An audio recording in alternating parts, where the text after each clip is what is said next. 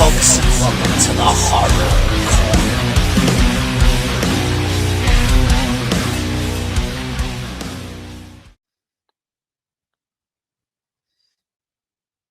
Good evening, folks, and welcome to the Horror Corner. I'm your host, Sean Patrick Erschen, and this week we are doing a tier ranking of the 1980s slasher movies. I was inspired by none other than Christian Hanna Horror over at Planet CHH. Been a big fan of his for a long time, and believe it or not, Christian, you were one of the guys that inspired me to do this on YouTube and to be a YouTuber. I don't know if he knows that or not, but if you're watching, Christian, you were one of the people that inspired me to do this, and you inspired me to do this particular video because I saw yours, and I was like, wow, this looks like a lot of fun because I love me an 80s slasher, that's for sure. The absolute peak of the genre, I feel, you know. I mean, it's close with the 70s. The 70s is also great, but I think overall 80s is the peak, and that's when it was the most successful. You had that big, huge slasher boom in the early 1980s, and I don't think the genre has ever gotten that successful as it was at that point. So let's get into it, shall we? We got a lot to talk about because we got all the classic slasher franchises in here. We got Friday 13th, the Halloweens, you got the Nightmare on Elm Streets, and even got Psycho in there as well. At least the ones that were made in the 80s, anyway. Um, so yeah, let's get it going. Let's get started. We got a lot to talk about. And we got a lot of the one-shot slashers as well, films that did not become a franchise. Um, they may have had a remake, but not part of a franchise. So here are the tier rankings, folks. The top of the mountain is Slasher Supreme. And second tier is A Cut Above, which is great. And then you have Knife Wound, which is kind of middle of the road, might be okay, but and then you have Dull Blade, which is not very good, and the bottom of the barrel, which is Bloodless. You might as well be watching a made-for-TV slasher. So we're gonna start with a classic franchise, and that is Friday the 13th. Love the Friday 13th films. I'm going to start with the OG, the original from 1980. Now, I've noticed that a lot of people don't hold this one in very high regard. And I am not one of those people because I love the original Friday 13th from 1980. And I do think it's a classic slasher and a classic horror movie in general. And yeah, I can't wait for the new series coming out, Crystal Lake. Um, yeah, we finally got a casting call. Linda Cardellini is going to play Pamela Voorhees. She's a great actress, so I'm very excited about that. So where are we putting the OG Friday 13th? Slasher Supreme, baby, right at the tippy top. Absolute classic in my eyes. And then you have Friday the 13th Part 2, which is, believe it or not, the first horror movie that I can ever remember seeing. And I saw it on television. And the scene I came in on was, when Alice opens the refrigerator door and finds Pamela Voorhees' decapitated head inside the refrigerator. And man, that just traumatized me, boy.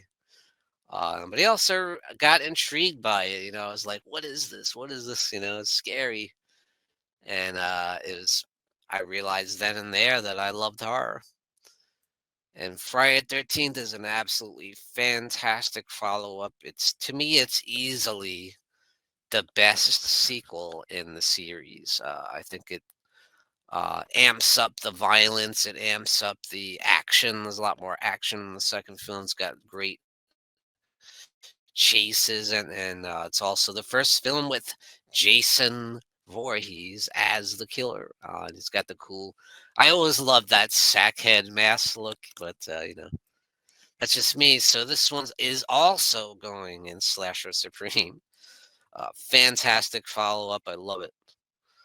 Now, Friday 13th Part 3 is where I might divide some of the fans because I was never that big on it. The whole, hokey 3D effects thing, it does have some pretty cool kills. And of course, you get Jason's iconic hockey mask finally enters the picture. And that's how everybody knows Jason by that look, with the hockey mask. It is iconic, but I just don't think that was a very good film. To me, it was a huge step down in quality from the first two films. It was a lot more kind of campy and cheesy, and it wasn't very scary. Where I felt the first two were very scary. So I'm going to put part three in. I'm not going to say dull bleed because it is watchable. It's entertaining. It's just not that great. So I'm going to put it in knife wounds. Now Friday the 13th, the final chapter. I know everybody thinks this movie is the greatest in the franchise, but again, I am not one of those people. I do think it is a solid entry, and it is one of the better ones. But to me, it's not nearly as good as the first two, and that's just my opinion. I tend to find a lot of the characters annoying, where I know a lot of people love the characters in the film, but I don't. I find them very annoying, especially Crispin Glover's character. I think he's just ridiculous. I hate the stoner guy too. Yeah, I just find the characters to be annoying, except for Corey Feldman, of course, as Tommy Jarvis. I do like, but yeah, it's definitely solid. It's got some good kills, great effects from Tom Savini, who makes his return to the franchise, and he has some great stuff in there. I do love the final act, and I think that's by far the best part of the movie. I'm gonna put four. It is definitely better than three, so and it is one of the better in the series. So I am gonna put it at a cut above. Friday the 13th Part 5 is one that I feel is very underrated now. For me, Part 5 is the opposite of Part 4. I love the characters in Part 4 and Part 5, A New Beginning. I think it's hilarious. I think it's a lot of fun. It's crazy. It's over the top. It's got some great kills. It's like probably the sleaziest entry in the franchise. A lot of nudity, a lot of gratuitous nudity on a lot of kills too. Probably the most kills in any of the series. So yeah, I really enjoy Part 5, despite the fact that I don't know. In case anybody watching this has not seen Part 5, you know what I'm talking about when it comes to the killer in the film. I'm also going to put Part 5 in a cut above. Yes, I love Part 5. Now, Part 6, Jason Lives. So yeah, we're getting deep into the franchise here on the sixth entry. And the sixth entry definitely has probably a lot more humor in it than the rest. But still, it never forgets to take Jason seriously. In some ways, it's kind of a parody of the slasher genre, but it's a smart parody and along the lines of, say, Scream. But at the same time, it is still a horror movie and it is still a slasher movie, and it's got some great kills. It's got my favorite um, portrayal of Jason by C.J. Graham. I think he's fantastic. I think he's the best Jason of the series, in my opinion. Yeah, had a chance to meet C.J. Graham at one of the horror conventions. Great guy, huge dude. He freaking towered over me. But yeah, Jason Lives is fantastic and one of my absolute favorites in the franchise, and I am putting it at slasher supreme. Now, here to me is where the series starts going downhill here when you get into part seven. While part seven is decent, I would say I think I like it better than part three, but I'm not going to give it much more credit than that. I think a lot of the problem is that the MPAA really hacked this film, pun intended, really slashed the film because all the kills are like they either off screen or they're heavily edited. You don't see barely any blood and gore. It's kind of crazy. At this point in the franchise, you want to see that. You want to see the kills. You want to see the blood and gore because it's kind of what Friday 13th is known for, for the most part. Once you get this far into the franchise. And I thought it was kind of fun. The Carrie type girl, his nemesis in the film, who has the telekinetic abilities. Um, I thought that was kind of fun, and they really went at it in the final act, and that was fun. So I do enjoy the film, but I don't think it's one of the better ones. So I am gonna put it in knife wound. I'm gonna put it before three, definitely. Um, Now you get into part eight. Jason Takes Manhattan. Yes. Yeah. Once again, not a great film. Um, I do enjoy it. I think it's a lot of fun. But is it a great movie? No. There's a lot of issues with it, and the fact that it was filmed in Canada for the most part. It wasn't filmed. A lot of it wasn't filmed in New York, and the fact that most of the film takes place on the boat to Manhattan. So we don't get a whole lot of scenes in Manhattan, just that final act, which I do really enjoy. Once Jason actually gets to Manhattan, it's a blast. And he gets some of those really cool visuals, that you're waiting for. Um, but yeah, I think there's some fun kills in there, and this was Kane Hodder in the role of Jason, and I think he does a solid job here. He does kind of make it his own. Um, he definitely has his own style, his own portrayal of Jason that does stand out. And there's definitely some solid kills, but I think the story is kind of weak, and the cast is kind of weak. There's not a lot of memorable characters, just kind of forgettable.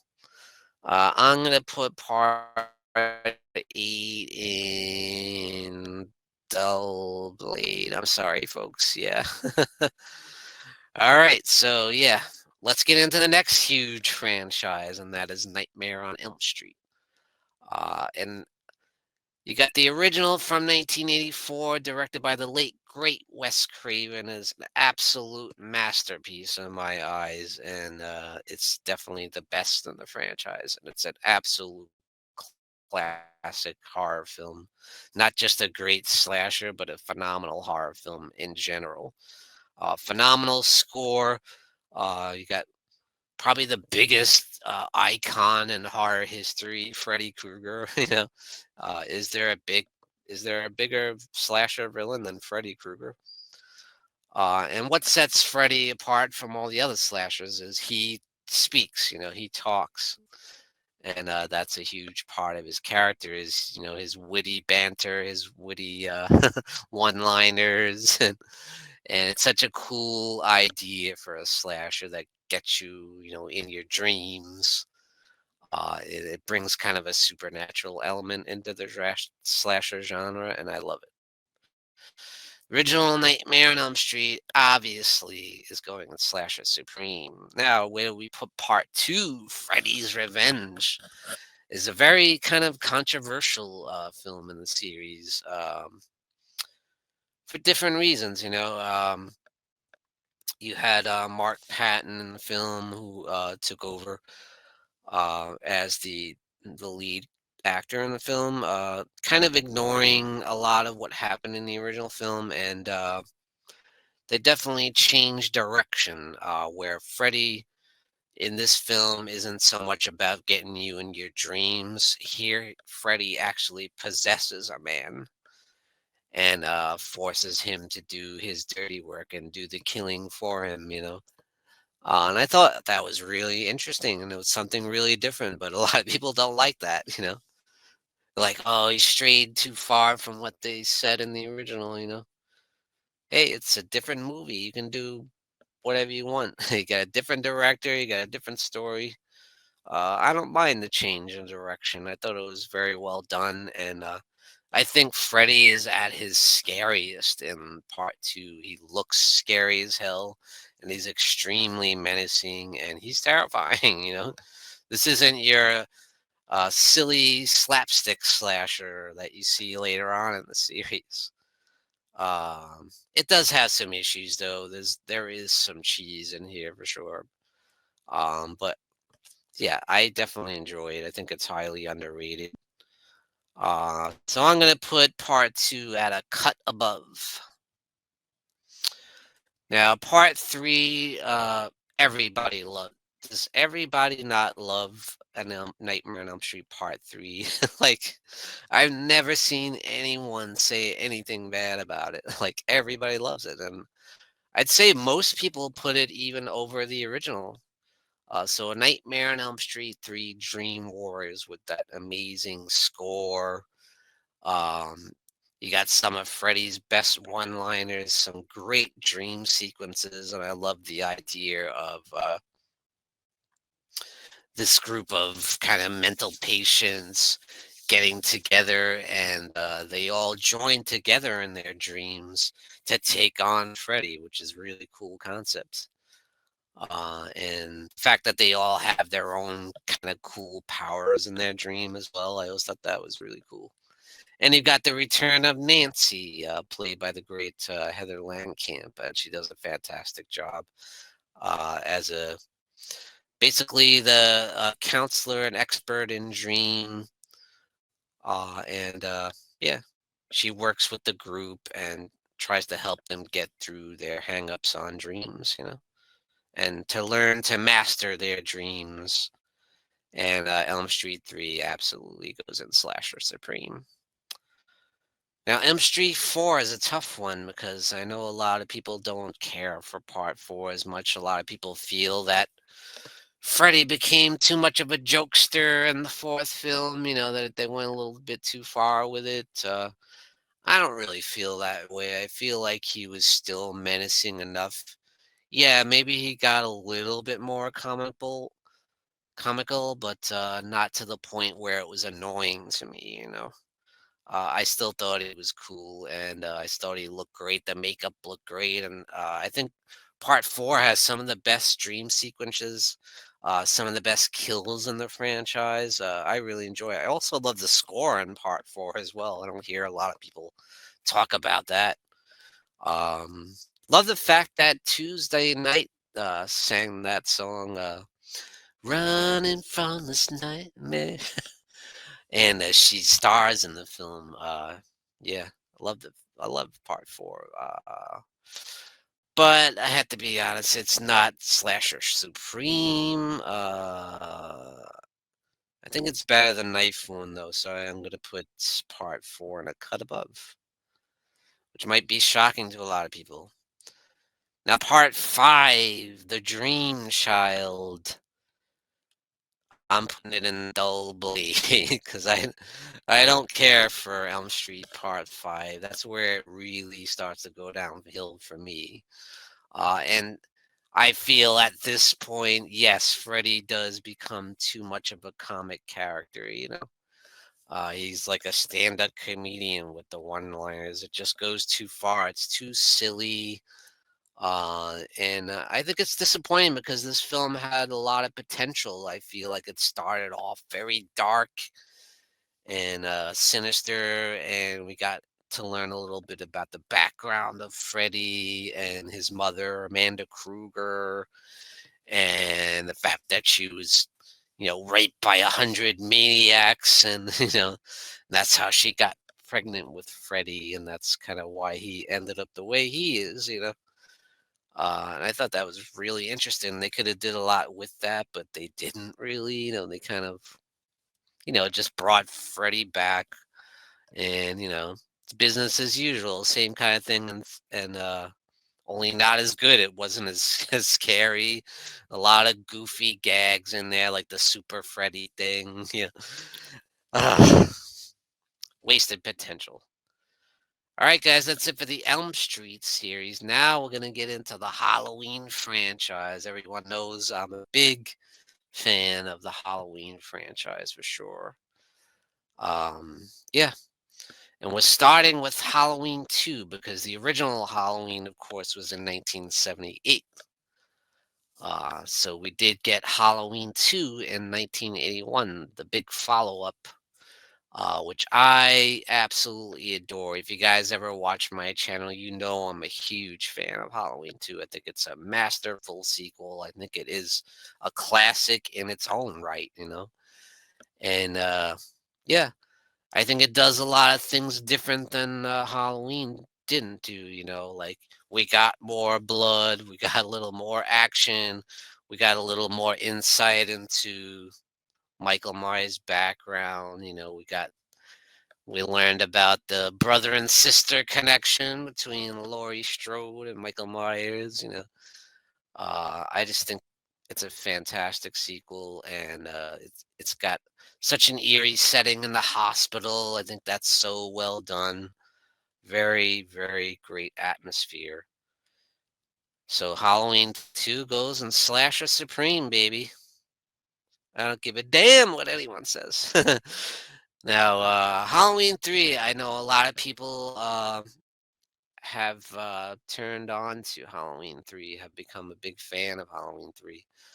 And that wasn't always the case, of course. I remember when it came out, it didn't do very well, kind of bombed. And, got a lot of hate from the fans because they got away from the Michael Myers storyline. Michael Myers has nothing to do with the film. It's just a kind of a solo Halloween story. But, it does have a lot of similarities with Halloween, like especially the John Carpenter's score. And the look of the film is very Halloween. Got a lot of actors that were in Halloween too, as well. So a lot of it feels very much like a Halloween film, just doesn't have Michael Myers. It's just a kind of a cool story about this warlock dude that created these booby trap masks that when the kids put it on and watch television, it melts their faces off. It's crazy. But it's a lot of fun. I have come to enjoy it over the years. It definitely has grown on me.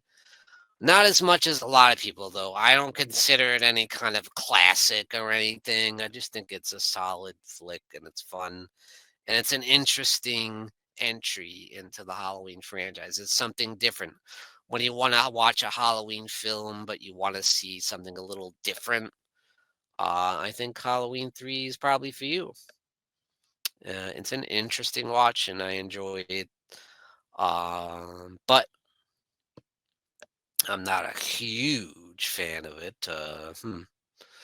So I'm either gonna put it in knife wound or a cut above.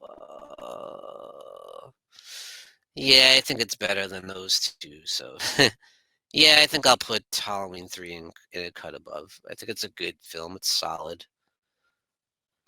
Halloween 4, I think, was a nice return. Um, a nice return to form for the franchise. I don't think it's particularly stylish. A lot of people would probably argue with me on that, but to me, if it wasn't for the fact of Danielle Harris being in it and Ellie Cornell and Donald Pleasance, of course, who are all great. I think Danielle Harris and Ellie Cornell were absolutely wonderful additions for the franchise. They are great. I love their roles. I love the idea of Jamie being kind of the niece of Michael Myers, so Michael has someone new to chase around, someone new that's part of the bloodline, because she's Laurie Strode's daughter, and this one, yeah, Laurie Strode was killed in a car accident. So, yeah, I enjoy Halloween 4 very much, and it does have that shocker twist ending there. It's a fun film, and I definitely go back to it quite a bit. Anytime I want to have a Halloween marathon, I do always put part 4 on. So I'm going to put part 4 on a cut above as well. Now, what a lot of people will be shocked, I think, is how I feel about Halloween 5, because Halloween 5 is not well liked by a lot of people. It gets a lot of crap, a lot of people hate it. A lot of people think it was a vastly inferior sequel. They didn't like the fact that they didn't really follow up on the idea of Jamie being the killer. To me, I liked what they did with it, and I like a lot of things about Halloween 5. I love Halloween 5, so I'll be straight up honest with you guys. I love it. Is it a flawed film? Absolutely. There is a lot of issues with Halloween 5, but just as many bad things that are in the film, there are good things that outweigh it. There's a lot of great stuff in here. I think it's much scarier than part four, in my personal opinion. Really like Don Shanks as Michael Myers. Once again, you had an excellent performance by Danielle Harris and Donald Pleasance. There's some great scenes to me with Donald Pleasance and Michael Myers in the film. Really interesting. So for me, Halloween 5 is also going in a cut above. I know I'm probably going to get shit for that, but hey, whatever. All right, so we do have one other big franchise in there that I have to mention. That is Psycho. So obviously, the original Psycho isn't in this, but we do have Psycho 2, which came out in the 80s. So, and I think Psycho 2 is such an extremely underrated sequel. And I think it might even be the most underrated horror sequel of all time. But all right, so let's get Psycho 2 is going in Slasher Supreme, baby. Fantastic sequel. And man, who would have thought that so many years later they could come up with such a great follow-up? But it actually makes a whole lot of sense because obviously Norman Bates was in jail that whole time because he murdered people. And what's interesting about Psycho 2 is the psychological aspect of it. That's the fact that, Norman Bates was released on good behavior and they felt that he was rehabilitated. So he was released back into society and murders still happen around him and nobody knows, you know, most people think that Norman did it, but, it's always questionable in the film. We don't know if Norman did it or not. He certainly still has a lot of issues from what happened back then. But at the same time, he's trying to be good. He's trying to do the right thing throughout the movie. You almost feel for him. You want him to succeed in a way. You don't want him to go back to his old ways. So it's very interesting. You don't know if he's being set up because, of course, Vera Miles' character does come back and she hates him and wants him to go back to jail. So it's like, oh, is she setting this all up? And then you got Meg Tilly's character who turns out to be connected with Vera Miles. So, you know, and she has a relationship with Norman Bates, almost kind of a romantic thing going on there. And yeah, it's very interesting. And there is, I do think it is more of a slasher film than the original Psycho was, because there are some nasty, rough kills in it. Definitely some 80s slasher in there for sure. Now, when it comes to part three, Psycho 3, this is an all out 80s slasher film, all the way. And it was actually directed by Anthony Perkins, who plays Norman Bates. So the fact that he decided to make a full blown slasher film in the 1980s with Psycho 3 is interesting. And there's some nasty kills in here. There's some gratuitous nudity. And it's kind of crazy. It's kind of nuts. But I like it. I really enjoy it. But I wouldn't go so far as to say slasher supreme, but I would say a cut above. I do enjoy the film for sure. It's a fun time at the movies. All right, so that is it for the franchises, except for we do have one very popular slasher franchise, but it only had one entry in the 80s, and that was the original Child's Play. Chucky had one outing in in the 80s. Uh, but yeah, I do enjoy Child's Play. I'm not the biggest Chucky fan in the world, but I do enjoy the films. I do think they're a lot of fun. I think they're a little silly and a little comical. Like I can't take them that seriously, which a lot of people do. A lot of people consider them classic horror films. I do not consider Child's Play to be a classic horror film. When it comes to classic horror films, it doesn't belong to me in the same conversation as, say, a Halloween or a Texas Chainsaw Massacre or a Nightmare on Elm Street or anything like that. But it is enjoyable, and it did introduce an iconic character in the world of the slasher genre, and that is Chucky, voiced by Brad Dourif. Where am I gonna put it? Man, I will put the original Child's Play in a cut above. I do think it's the best film in the franchise for sure. Yeah, great introduction to the character Chucky, and it's a solid film and it's a lot of fun. All right, so now that we're done with all the franchises in the slasher genre in the 1980s, now we're getting into kind of the real knit and grit of the slasher genre, and that is like kind of like the one shots. Oh, actually, I forgot there is another franchise, but it's not one of the bigger ones. But we did get a few entries in the, and that is Sleepaway Camp. Yeah, I almost forgot. So the original Sleepaway Camp, I think, is definitely a classic slasher, and it's a great story. It does have a lot of cheese and camp value in there, but it does have some great kills, and it's got a really cool premise, a very interesting story about this shy young girl, who barely speaks to anybody. She's like the misfit kid that sits in the back of the room, and she's kind of an outcast,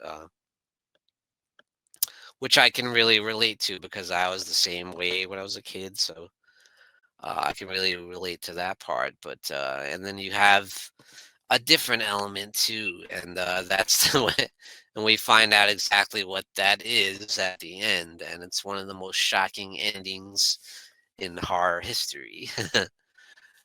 Yeah, Sleepaway Camp is a classic, I think, and it's so much fun. There's a lot of funny stuff in there and a lot of cheese. But man, it's just a blast. I am gonna put Sleepaway Camp in. I can't put it at Slasher Supreme. Well, I really want to, but I can't in all conscience put it there. But I am gonna put it in a cut above. And then you have Sleepaway Camp 2, which I think is highly underrated. I love Sleepaway Camp 2. I love Pamela Springsteen's take on the character of Angela as well, taking over the role from Felissa Rose. I think she does a fantastic job, and this is definitely a lot more of a parody of the slasher genre than the original Sleepaway Camp was. Would definitely get into super camp territory here. Pun intended.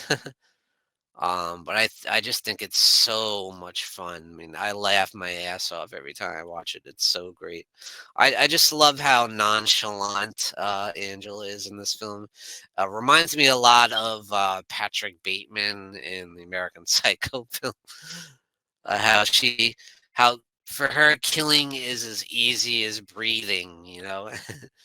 Like, and I like that she uses the excuse of taking out bad campers who are doing bad things, and doing drugs, and having unprotected sex, and yeah, and she takes out the garbage. So I love it. Sleepaway Camp 2 is going in a cut above, baby. Yes. Now here's where I might lose a lot of people, and that is Sleepaway Camp 3. Which I also love, and not a lot of people do. A lot of people feel that Sleepaway Camp 3 was a huge step down. I don't feel that way. I think it's just as good. I think it's just as funny. Again, I laughed my ass off when I watched this film. I think it's hilarious. I think it's fun. I love the soundtrack as well, which Sleepaway Camp 2 also had a great soundtrack, and so did Sleepaway Camp 3. I think it's a blast, and I love seeing Pamela Springsteen come back once again as Angela, and I think she's fantastic. Um, I'm here for it, and I'm also putting it at a cut above. So yeah, probably gonna shock people with that one, I'm sure. All right, so The Burning. Now, this might be another controversial one for a lot of people because I know a lot of people hold The Burning in very high regard. Um, I think it's a solid slasher film, but I don't think it's all that great. I don't consider it a classic or anything like that. I just think it's a real solid slasher flick with some cool gore effects. Certainly, some great work by Tom Savini. Yeah, I know that raft scene is classic and nasty. Some fantastic makeup effects in that scene for sure. Yeah, there's definitely some great kills in it, and it's got interesting um, bad guy in Cropsy there, which has an interesting legend behind him as well. But I think it's very cheesy and goofy at times. And that does kind of take me out of it a lot. Like, I think it's almost too much with the camp and the cheese. So for that reason, I can't, in all good conscience, put it at Slasher Supreme or even a cut above. For me, it's just Knife Wound. I think it's a solid slasher, but not anything we hadn't seen before. Nothing. It's not breaking any new ground or anything at that point. Even though we are in 1981, it is early in the slasher genre, but it had already been done at that point. With Friday 13th and so it's almost like a Friday 13th knockoff in a way, in which a lot of people consider Friday 13th a Halloween knockoff already. So to have a knockoff of Friday 13th is kind of crazy. I heard that they were filmed around the same time though, so I don't know. I think I think Friday 13th came first though. It certainly was released before the original Friday 13th though. And I know that Tom Savini decided he didn't want to do Friday 13th Part 2, so he did The Burning instead. So yeah, I think he should have came back for Friday 13th Part 2 though, instead of doing The Burning. My opinion. because he would have made it even better than it already is. I mean, Friday 13 Part 2 is already great. So just imagine how much better it would have been if it was Tom Savini gore effects in there. Next up, we have Prime Night, which is kind of the opposite of The Burning. A lot of people don't care for Prom Night. you know, a lot of people find it very flawed, very cheesy, and slow and boring. I hear a lot of people say that. I love it. I'm the opposite. I think it's a lot of fun. I think it's got some great kills. It's very dark. It's got some very legitimately scary scenes, in my opinion. Especially I love the opening, with the little girl when she's getting bullied and they harass her in the abandoned building and she uh, falls out the window, smashes through the window, and falls to what appears to be her death, but we know differently, don't we? But I love Jamie Lee Curtis in the film, and I like Leslie Nielsen in the film. It's got such a great '80s feel to it. So yeah, I love Prom Night. So I'm put Prom Night at a cut above. It's also got some heavy Giallo elements to it as well. I feel taking some inspiration from the Italian Giallo films. Mad One is an interesting one that I only just saw recently. Yes, I'm a very late bloomer when it comes to Madman. I only saw it a couple of years ago. But I do enjoy it. I think it's a solid slasher film. It's some great kills. Um, I love the bad guy. He's got a great look to him. It's a really cool, like kind of backwoods style slasher. Yeah, it's a lot of fun. Definitely enjoy it, but it's not a great film by any means. We've seen it all before. In the Friday 13 and the Burning. But it's solid. So I'm gonna put it in Knife Wound. My Bloody Valentine to me is a perfect slasher movie. It's a perfect holiday themed slasher movie. I think it's one of the absolute best. I love it. I think it's perfect. I love the whole kind of love triangle thing. I love the whodunit aspect to the film. I love the kills are amazing. And that's whether you're watching the R-rated version or the unrated version with the gore scenes put back in that were cut from the original theatrical release. That's great too, seeing the amplified gore, and that makes it great too. But even without that, it's still a damn good slasher film. So I'm putting My Bloody Valentine at slasher supreme. You got an iconic look to the killer. This miner with the mining outfit and the pickaxe. It's so cool, man. I love My Bloody Valentine. I never go Valentine's Day without watching it. And happy birthday to me. Very interesting film. I feel like the plot is a lot more complicated than most '80s slashers need to be. And I think that's what sets it apart from a lot of the others. It's got a very interesting story. You got this young girl who's been traumatized. She's had a brain injury stemming from an accident, and she doesn't remember anything.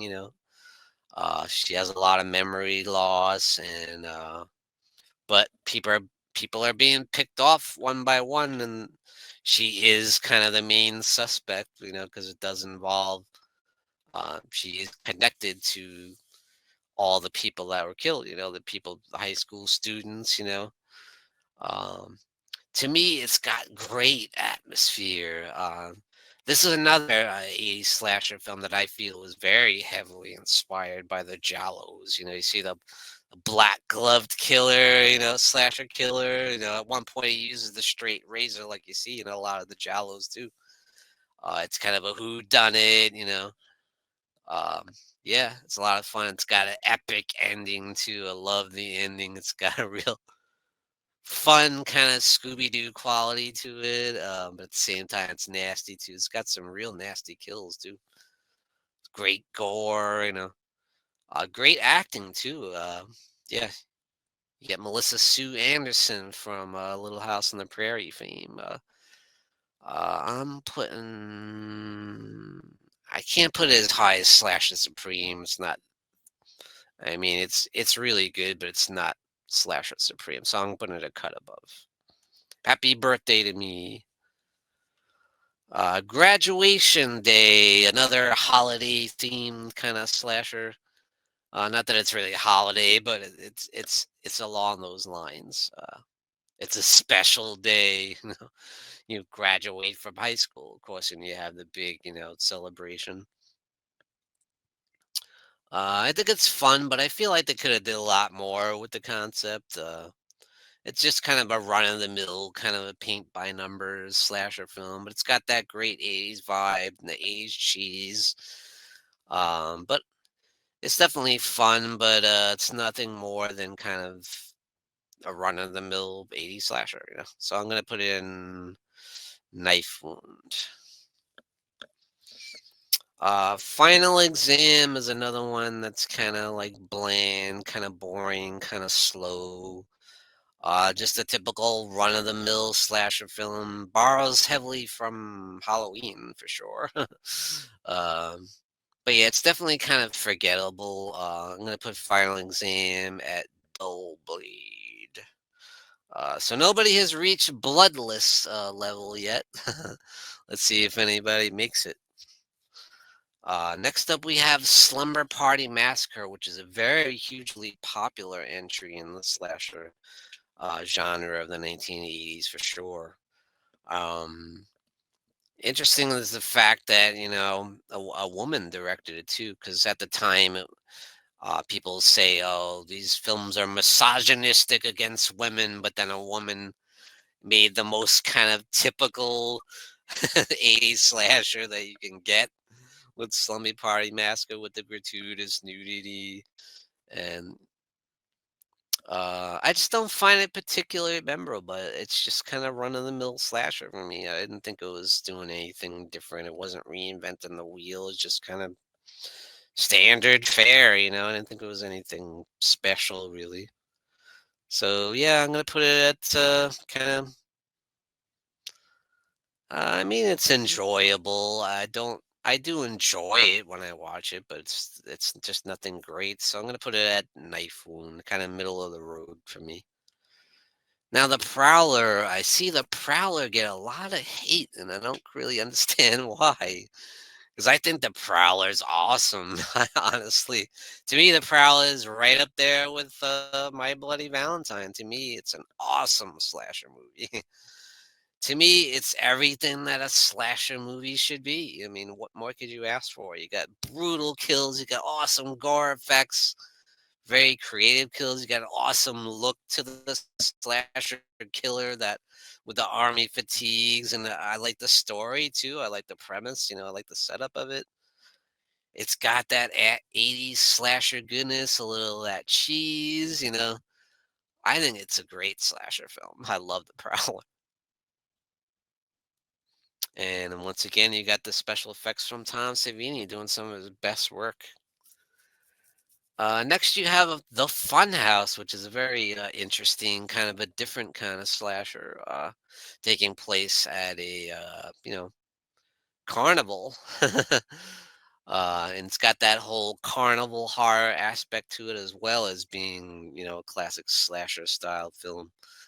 Um, and the head killer is this guy, that's dressed up in the Frankenstein's monster outfit. But the funny thing is when he takes the Frankenstein mask off, his face is actually more grotesque than the Frankenstein monster. And that's kind of crazy. Directed by none other than the late great Toby Hooper. Real fun film. Definitely enjoy the concept of it, and it's well done. Yeah, I'm gonna put it at a cut above. Definitely. Terror Train is a film that a lot of people It's not really. I'd say it's kind of middle of the road for most people, but I really enjoy Terror Train. I love the atmosphere of it. I love the setting on the train is just something so cool for a slasher film, and it's utilized very well in the film. It's got that whodunit aspect. I mean, you kind of know who the killer is, really, because you see what happens at the beginning. The whole beginning sets it up, you know. Um, but still, I love the fact that the killer, every time he kills somebody, he takes that person's costume. Because the film takes place on New Year's Eve, and for some reason, they're having a costume party on the train. I don't know why it's a costume party on New Year's, but everyone's dressed up like it's Halloween, you know.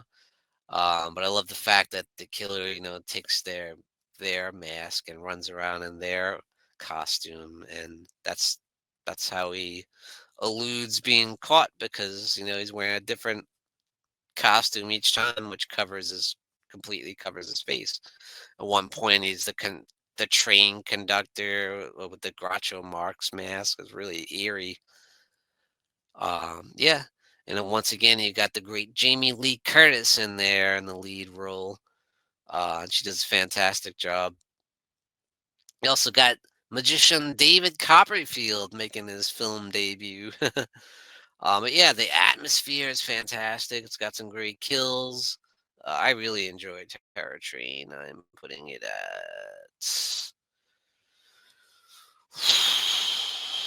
I'm gonna put it at a cut above. I don't think it's quite slasher supreme, but it's definitely a cut above. Hell Night, another film that's got a great atmosphere to it. It's almost got like a Hammer horror kind of vibe with the the gothic mansion setting. It gives off some Hammer vibes. It's got that haunted house feel to it as well as being a slasher film. It does have some great gore and kills in the film, and I like very interesting the whodunit aspect, and when you find out who the killer is, it's interesting as well. And you got the great Linda Blair in the lead actress role, and she does a fantastic job. I love her in the film. Yeah, Hell Night going at a cut above, so uh, getting crowded in there and a cut above, but yeah, definitely putting Hell Night in there. And next we have Pieces. It's exactly what you think it is. Uh, you don't have to go to Texas to get a chainsaw massacre. Love Pieces is a great film. I love it. Some would consider it a giallo, I suppose. It's definitely got that feel to it as well. But I think it's much more of a slasher film. I'd have to say it. While it does have elements of the giallo, I think it's more of a slasher because it's brutal gore effects and the brutal kills. And that's what this movie's about. It's just all about the kills and very cool film. Brutal as hell. I love the premise. I love the setup at the beginning with the little kid, traumatized by his mother, and he ends up killing his mother.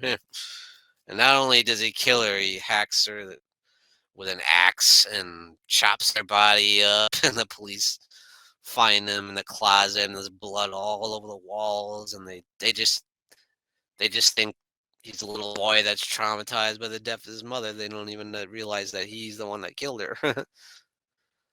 So Pieces, yeah, you gotta put that at Slasher Supreme. That's an awesome slasher movie. Just Before Dawn, really good movie that again, it's another film that I didn't see initially. I didn't see it till years later, only a few years ago when I saw people doing the reviews on it on YouTube. So there's a few slashers from the 80s that I didn't come around to till much later on because I didn't really know about them. So that's the great thing about YouTube. We find out about movies we didn't know about. And And this is definitely an interesting slasher, definitely a really good slasher from that great year that is 1981, which was a huge year, not only for the slasher genre, but for horror in general. So many classic horror films that came out in 1981. What a fantastic year for horror. And Just Before Dawn is no exception. Another summer camp slasher, um, backwoods hillbilly slasher film. And man, I think what sets this one apart from a lot of the other slashers is the atmosphere and the that dark wooded area, and it's used so well in the film. That's surprisingly great cinematography.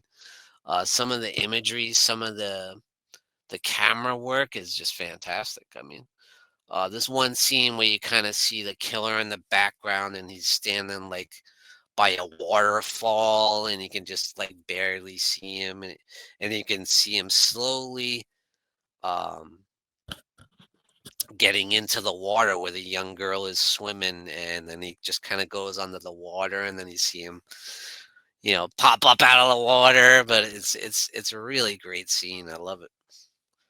Just Before Dawn, I'm not gonna say it's slasher supreme, but I will say it's a cut above a really solid entry in a year where there was stiff competition that year, man.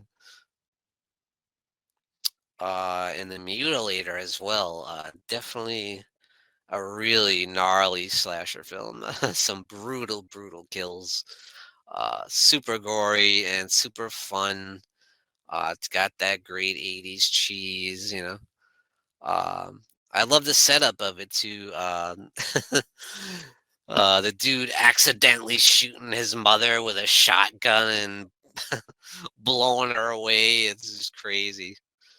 And and his crazy father. It's just nuts. The movie's a blast, though. The Mutilator is just slasher at its best.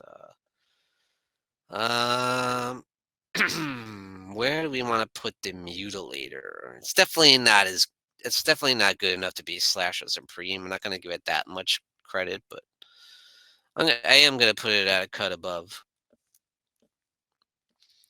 Chopping Mall, baby. Some might argue that it's sci-fi horror. You could probably make that argument, because the killers are robots. Who are security guards for the mall. They were built to be the new security for the mall. And of course, they blow a gasket and go around killing people one by one. And that's kind of what makes it a slasher movie. The fact that the robots kind of take people out one by one, and gruesome and horrific ways. One girl gets her head completely eviscerated. It's amazing. Super, super 80s. And really, really fun. You got Kelly Maroney in there. You got Barbara Crampton. Just a classic slasher. It's so much fun. It's a absolute blast.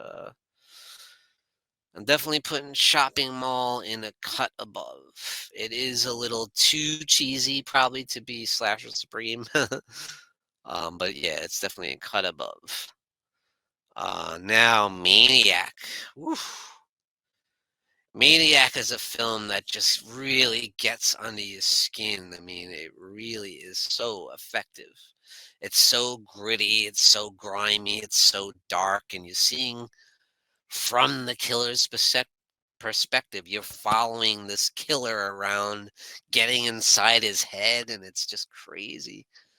Um, and he's an interesting character too, Frank Zito, um, played by Joe Spinell, who just has an excellent performance in the film. Um, yeah, it's almost like this psychological study of a madman. And you can see where he went wrong. Obviously, he has a lot of trauma from his mother when he was a child. So there's that kind of Norman Bates thing going on with him.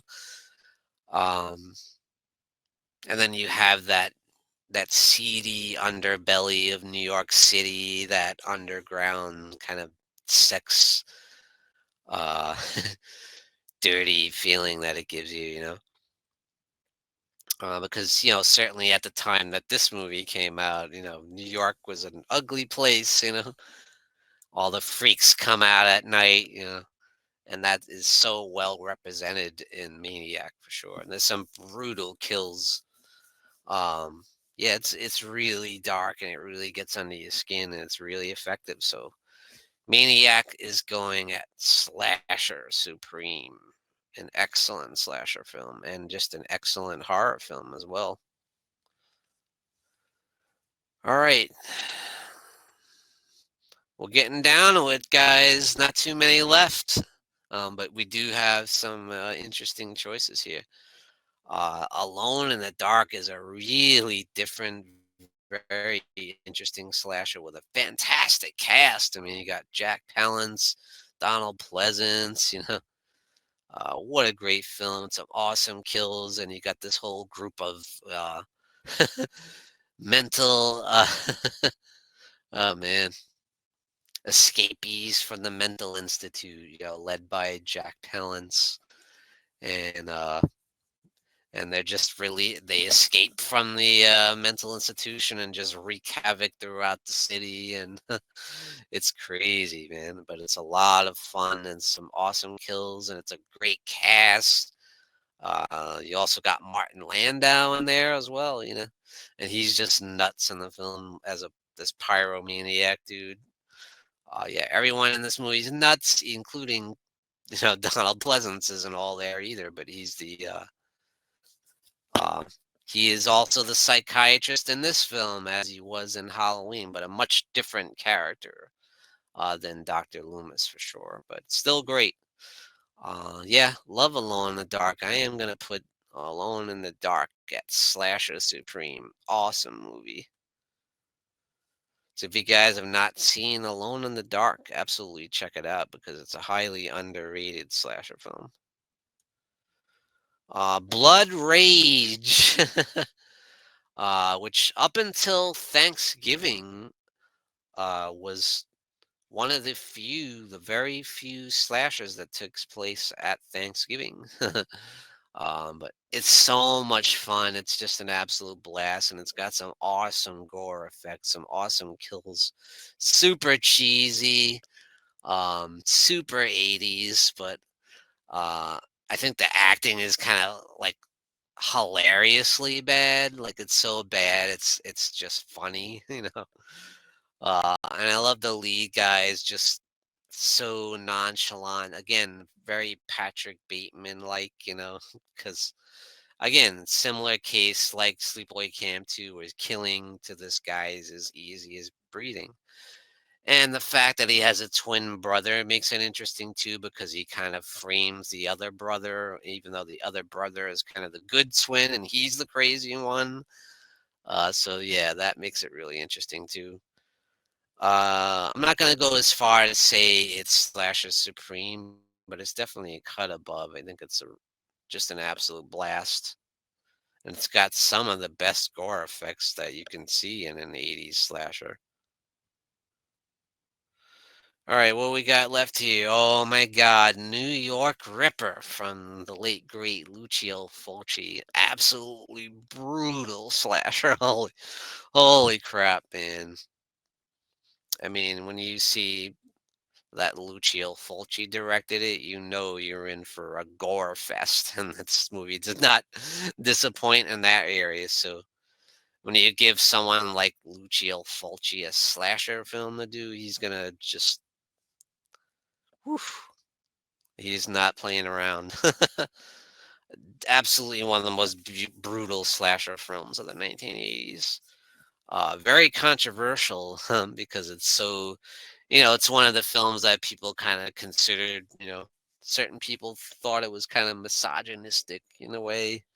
'Cause it's so brutal um, towards women, mostly women that are the victims in the film are getting hacked up,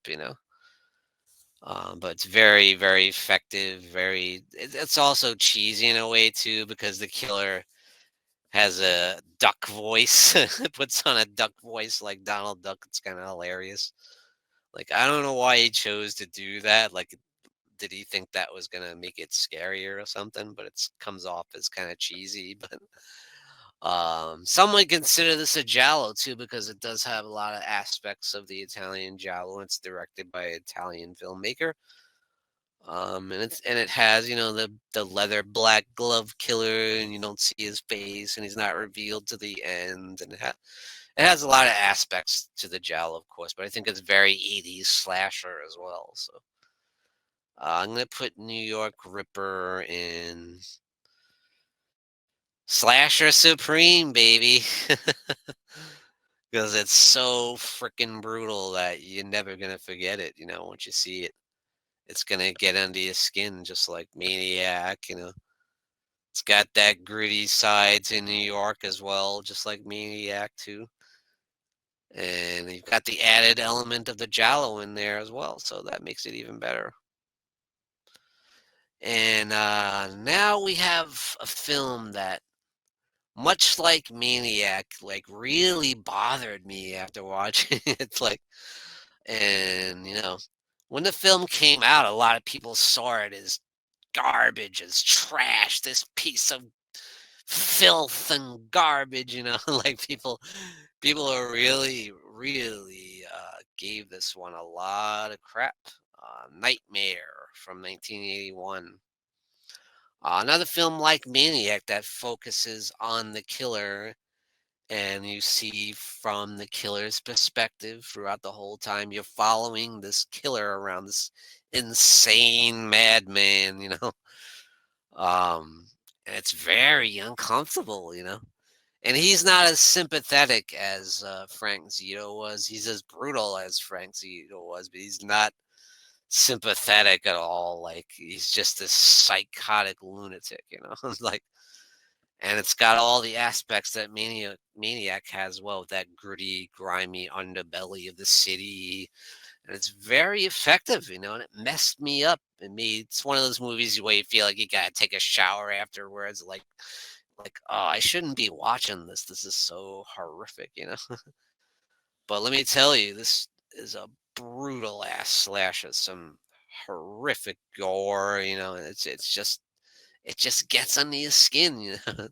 It's so effective, and I can't deny how effective it is. Again, like another Maniac, it just gets you like that. So I'm gonna put it at.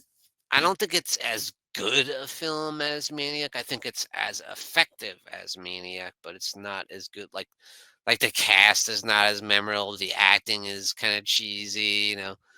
Um, but the overall effect is as good as Maniac, but not from the aspect of the story wise. It's kind of following what Maniac did, and yeah, so I am gonna put it at a cut above, though. I think this is one that people need to see, and people need to realize it's not. I don't think it's just trash. I think it's really effective, actually. Next up, we have Slaughter High, which is one of the most fun slashers of the 1980s for sure. And this is a British slasher movie. So yeah, you had the Brits, trying to do the American thing, and they pull it off really well. And I always laugh when I see the film because you got Caroline Monroe in there, and she's playing a high school student when she's like 35. It's kind of hilarious. And all these people that are supposed to be teenagers look like they're 25. It's kind of funny. But it's super cheesy, but super fun, with some great kills. It's just a good time. But it's not anything great. It's not a classic horror film by any means, but it's just a great time. So I am gonna put it at a cut above. Slaughter High, just a super fun movie. Now we got Tenebrae, another film like the New York Ripper that you could consider a giallo, but I think you could also consider it a slasher as well because it's got all the elements of the 80s slasher. I feel like Dario Argento went full '80s slasher with this one. He was obviously heavily influenced by the American slashers of the time. And this was 1982, after that big, huge year that was 1981 with all the slashers. I feel like maybe Argento felt the pressure to make it more like a slasher film, and it's got the best possible results because I think Tenebrae is Dario Argento's most rewatchable film. It's so fun to watch. It's got some great kills. It's got some great style. It's got all the great style that he shows in films like Deep Red and Suspiria, as well as bringing in that '80s slasher element as well. And it's got the great whodunit aspect. And it does have, kind of the black glove killer, the mysterious killer on the phone going like, hey. And I like the concept, the killer following this writer around, talking about his novels, and it's really, really good. I love Tenebrae, and I'm gonna put Tenebrae at Slasher Supreme, baby. I mean, it is the great Dario Argento with one of his best films, in my opinion. So yeah, I'm putting Tenebrae and Slasher Supreme. Hell yeah. So yeah, got two left, folks. Two left. And the next one is going to be a film, again, that I was a very late bloomer that I had never heard of in my life until I saw um, a YouTuber by the name of the Horror Man talk about. Yeah, Joe the Horror Man. So I got to thank him for that because he's the only person that I ever saw mention this film. Like, of course, since he did, I've seen other people talk about it, but I found out about Edge of the Axe watching the Horror Man's channel, and I'm glad I did because I think it's a really enjoyable kind of forgotten slasher. I love the look of the killer, and it's got some great '80s good cheesy goodness in there. And it's a great whodunit, and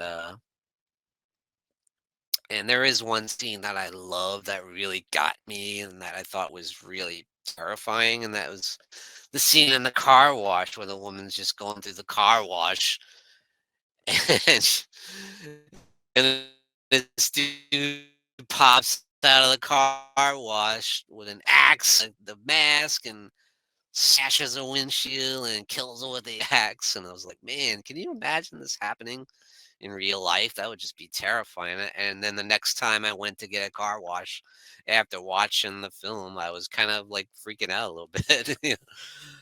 That scene is really effective, and I think it's a really solid slasher film for the '80s. So I'm gonna put it in. I think it's better than Knife Wound. I think it's a film that a lot of people need to check out. So I'm putting Edge of the Axe at a cut above. Yeah.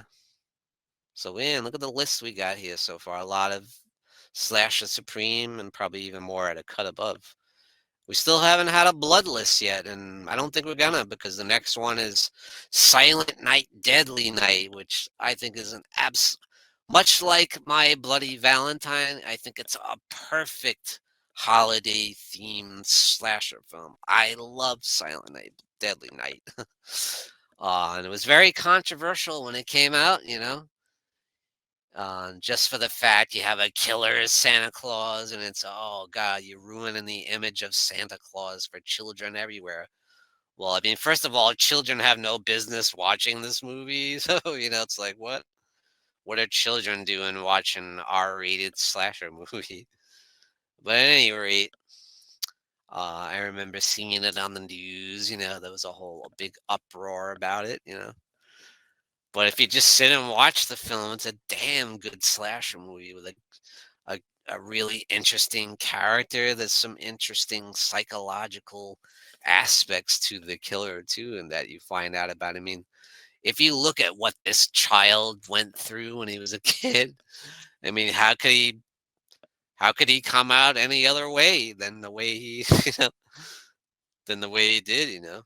he was so traumatized from the events of his childhood. It's like the kid never had a chance, and it's really interesting, what he went through as a child and being thrown into this orphanage where he gets abused by the nuns and the staff. Oh man, seeing his parents, seeing his mother get raped and his father brutally killed.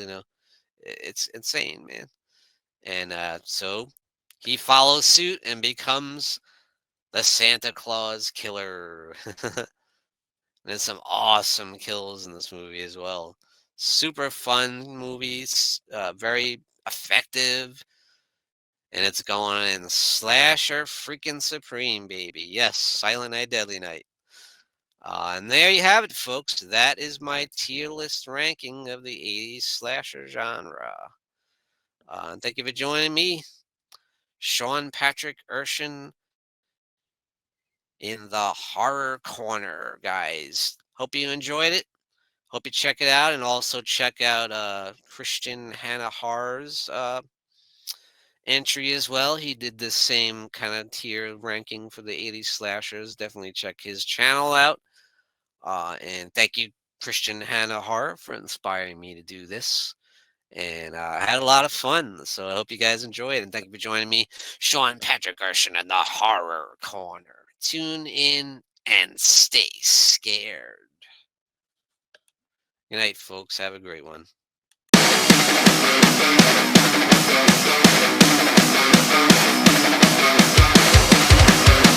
Good evening, folks, and we got some brand new merchandise for you over at www.thehorrorcona.com, and that's CONA.com.